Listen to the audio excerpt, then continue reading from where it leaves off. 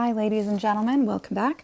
Today we're going to go over journal entry number 5, and as a reminder you can pause and play the video as you copy down and then move to the next section. So on the top please put the date. Today should be October 28th that you're watching this. If it's not, put the date that you are watching the video. The title is Mixed Numbers and Improper Fractions, and it's page 5, entry number 5. The learning goal is I can create and write an improper fraction, sorry I missed the word and write an improper fraction or a mixed number to represent the same number. So let's move on to our picture here. Go ahead and pause the video and see if you can draw these pictures in, the models in. Okay, so after you've copied that, let's take a look.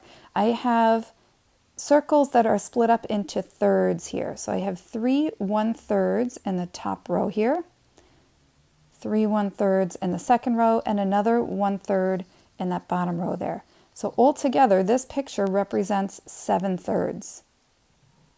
And if I put these 3 thirds on the top together, it's going to make one whole circle. If we put these 3 1/3 together, it's going to make our second circle here. And then our last 1/3 moves over, and that's that extra piece on the end. So this 7 thirds is equivalent to 2 wholes and another 1/3, or 2 and 1/3. Now you don't have to draw all the arrows that I did all over the place. Hopefully the explanation here is sufficient for you. Okay, so we're going to go ahead and write some mixed numbers from improper fractions. So let's do a quick review on how to do that. We're going to divide the numerator by the denominator. So I'm going to do 25 divided by 8. 8 goes into 25 3 times. That's 24, and we have a remainder of 1. In this case, we are not going to keep going to make it into a decimal form. We're going to take our remainder, which is 1, and our divisor of 8 becomes the denominator, just like we were practicing earlier. So 25 eighths is the same as 3 and 1/8. All right, let's take a look at 33 fifths. Again, if we show that division here, 33 divided by 5. 5 goes into 33 6 times, that's 30. And we have a remainder of 3. That remainder becomes the numerator in our fraction, and the divisor 5 is our denominator.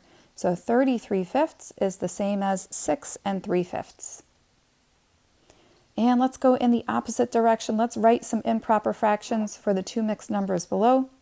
To do that, this 1 whole, I'll show you 2 separate strategies here. This 1 whole is the same as 9/9, and we're going to add that to 7/9. That's going to give us 16/9 altogether. Right? Another strategy, you've often seen it before, is to go in this clockwise pattern here where we multiply the denominator and the whole number, 9 times 1, and then we're going to add the numerator to it, plus 7. So 9 times 1 would give us 9, plus 7 gives us 16. So that's the numerator, and we're going to put the denominator just below it, so 16/9. And for our last one here, we'll use our second strategy rather than writing out the 4s. 15 times 4 is 60, and then we're going to add 8 to it. So that would be 68. And so it becomes 68 over 15. All right, if you have questions, I will see you in the meet and explain any questions you might have. See you soon. Bye-bye.